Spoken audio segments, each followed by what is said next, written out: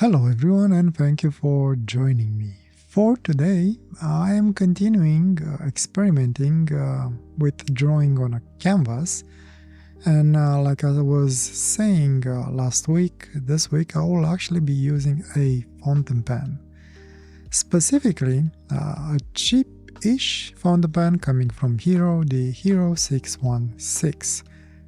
There are two reasons why I decided to use this fountain pen for today. One, well, because I'm using it on a canvas and I don't know how bad canvas can be for an actual nib. And two, the ink that I'm using today. The ink that I'm using today, it's an ink that unfortunately has been out of production because the company went bankrupt, but also because my ink was contaminated. I will provide more details a little bit later on. But first, before going into the fountain pen as I'm showing it and all that, I wanted to say I apologize for my sticky on the finger in there. I had a little bit of accident. Nothing major, it's just that I guess it's unsightly and you probably don't want to look at it as I'm showing the pen. And second, I wanted to say congratulations to Kivers, I hope I'm saying the name properly, for winning the giveaway that I did last week. He was the only person that entered the giveaway and wanted to, I guess, own the drawing that I did last week. And for that I say thank you. I appreciate it. And hopefully you will enjoy it. Do get in touch with me at this email address. I will ask you to do something, basically edit your comment to add something to it, just to make sure that you are you and not somebody else trying to claim your prize. And once that is completed, all I will need is your address, your information, and then I will ship everything that I promised to you. Again, congratulations, thank you for your support, thank you for watching the entire video, you obviously proved you did, and hopefully you will enjoy the gifts. Back to the fountain pen, a few things to explain. I wanted to try a cheaper fountain pen on the canvas because, like I mentioned, I'm not sure if the canvas can damage the nib or the paint that it's on the canvas could get in between tines or can do weird thing to the nib. So I wanted to try with a fountain pen that it's still a good fountain pen, but it won't cost me an arm and a leg if I need to replace it or if I have to replace the nib for it. So this is where this fountain pen came in quite very handy. Quick things about the fountain pen is very similar with the classic 616 fountain pen from Hero, to specify from Hero. The only difference is that it comes with new colors, and the biggest difference is that you don't have the pumpy thing or the aerometric style filling system. Now you actually have a proper, more modern converter / cartridge type of filling system, which for a lot of users out there will probably be extremely happy. In case you liked the design of the fountain pen, the idea of the fountain pen, but really hated the filling system that they used to have. Another cool thing about the fountain pen is that it does have an ink window, a transparent ink window that could give you an idea of when you're running out of ink or not. It is a very small ink window, but I guess it's better than nothing.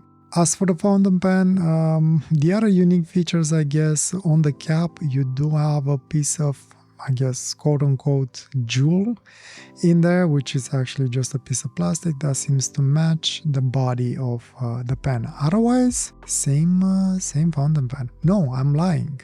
The barrel at the end doesn't have the hole anymore. That will be required for the old type mechanism. With those things aside, the fountain pen is pretty much the same nib, same section, it feels the same way in hand, maybe actually a little bit more robust, I'm not sure. Maybe I should have, but I didn't compare them side by side and hold them in hand side by side, but it does feel very similar with the classic 616. The other thing that I wanted to experiment and I thought the fountain pen was perfect for is the ink that I'm using today. So a little bit about the ink. The ink was made by a company that it was called Everflo or something along those lines. The company a couple of years back went bust, and as such, these inks they can be found. There's absolutely nothing really special about them. It's just an ink that I personally like, and I use that very rarely. Unfortunately, this ink also got somehow contaminated, unless it was already contaminated when I purchased it, and it started to have a little bit of mold above or inside the bottle. I wasn't sure if it was mold at that time, so I put it aside and just to see how it evolves. And yeah, it turned out it was more because the patch was getting bigger and bigger inside the bottle. So that's what it hit me. It's like I have the seeing that you can't just throw it away and buy it anymore.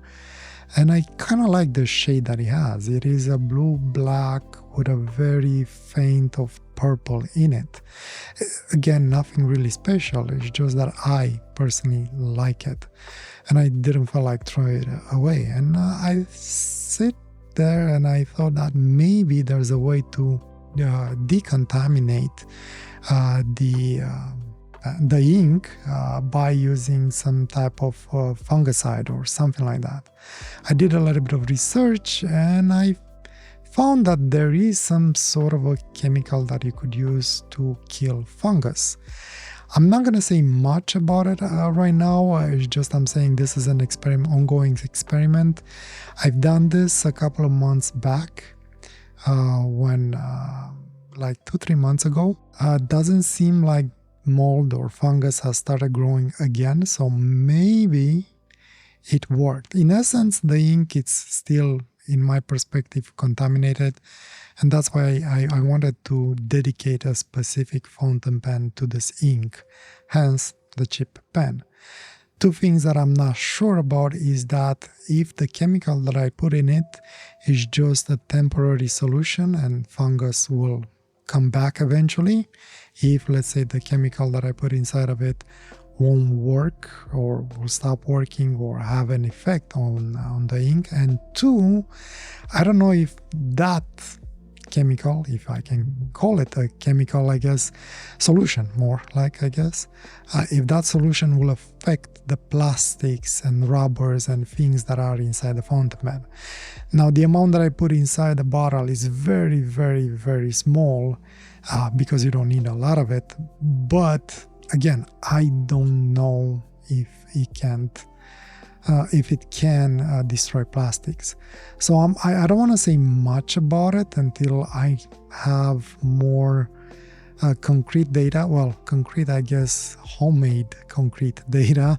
Nothing truly scientific. It's just, homemade science, let's put it that way. And if I see no issues, I will try again another fountain pen and see if there are any issues with that fountain pen. And if, let's say, after a year I see no damage in the pen and no fungus coming back, maybe I will do like a reveal and a how-to on what I did. Again, I don't know if this solution will work for everything or all types of fungus that do appear inside inks, or for very, very bad fungus that it's pretty much half the bottle or something like that, like really extreme fungus infestation or contamination. This one was I guess, mild case, I would consider it. I have another bottle that I put it aside that I have fungus in it, and I've been keeping away from all the other bottles that I have, that I'm gonna go and I'll show what I did, and hopefully I will have similar results as this ink. Maybe I'll try and do that in 2-3 months from now. I'm not gonna wait the entire full year, since I will have to experiment with that ink and put it aside and dedicate a fountain pen for it too, and go through its paces. So maybe I'll do a video on that in 2-3 months. Let me know if you would be interested. Again, it's something that I'm trying. I'm not saying it works. I don't know if it works. Maybe it's a stupid thing to do. Maybe you hearing that might think that, yeah, what the hell would you do that? I thought that maybe in this case it was warranted since, you can't just buy this ink anymore. Anyway, I think I spent a lot of time talking about the ink, not much about the pen and about the drawing, but everything actually worked out okay. The ink seems to work fine, no issues at this point with the pen. I had the ink in, when I'm doing this recording, I had the ink in my pen for at least a week, no bad issues. Flow is good, writes very nice, I like it. There were some issues on the canvas, but maybe it's because of the nib setup, or maybe the ink doesn't work that well on canvas, the specific ink. There were some skips, but I did manage to do a drawing with it that I actually like and I actually do enjoy.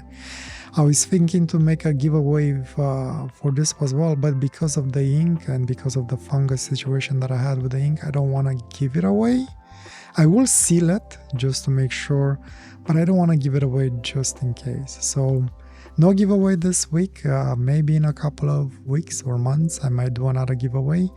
But bottom line is, though, you can draw, at least I can draw with fountain pens on canvas, and actually works surprisingly good. It doesn't smudge, it dries pretty quickly, and as long as you pay attention to what you're doing and you don't wet it, I think it's safe to use and fun. Actually, you get some interesting results out of it. I might experiment more in the future with maybe actually wetting the thing and then do like a original drawing, then wet it, and then come back with lines again, see what I can do with it. I like this. I like branching out, and I think I'm gonna be drawing more on canvases here and there with fountain pens. I like it. It's fun. Love the drawing that I got today. It's kind of cool. I'll find a place and put it somewhere on the wall in my house. And I'll keep experimenting with this ink, and let me know if you want to figure out, if you want to hear what I've done, and I'll make a how-to video. It is a little bit of an involved process because you have to filter the ink and make sure you don't just transfer the fungus from one bottle to another. You have to clean your things and basically disinfect them from fungus, and it's a little bit involved. And in the end, I don't even know if it's going to work out. Anyway, this one was a very interesting experiment for me, and hopefully we'll have good resolutions. With that said, again, congratulations for the winner. Do follow the instructions that I put a little bit earlier. Get in touch with me, and I'll send them to you as soon as we clear that step. And again, thank you for watching. Hopefully I'll see you next week. I wish you nothing but a wonderful day or night, whatever you are. Take care. Bye.